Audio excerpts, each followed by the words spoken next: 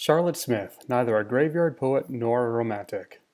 The graveyard school of literature is a style of poetry characterized by philosophical perspectives on death, utilizing melancholy imagery from nature in order to convey what Paraso calls, quote, the futility of human endeavor in this post-lapsarian world, unquote.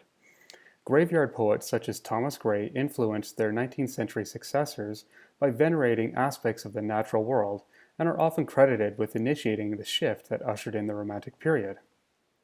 Smith's poem, written in the churchyard at Middleton in Sussex, is a poem that mirrors the graveyard movement with its reflections on mortality and a setting in a literal graveyard. Published in 1783, decades after the graveyard poetry movement, but more than a century before the term graveyard poetry was coined. Due to the way they apply imagery from the natural world to the human emotion of mourning, graveyard poetry is considered a precursor to Romantic literature. This places Smith squarely at the decisive point of the emergence of the Romantic era. The experiences that influenced Charlotte Smith's melancholic writing were tragic. Monica Smith Hart describes Smith as, quote, a woman wrongfully separated from the life that is rightfully hers by a rotten deal in the marriage market, inept estate management, and unfair laws governing inheritance, property, and a woman's legal status. She spent time in debtor's prison with her husband, then they fled to France to avoid additional creditors. After divorcing her husband, she was impoverished, raising 12 children on her own, 6 of whom died prematurely. Despite the lack of recognition that her poetry received, Smith's legacy as a poet continued on through Wordsworth and Samuel Taylor Coleridge, who both cite Smith as an influence on their work. Smith's ability to weave human emotions with the beauty of nature propelled this new style of literature into the 19th century. Without the contributions of Smith, our modern understanding of Romantic literature could be entirely different, considering her influence on these popular figures from the era.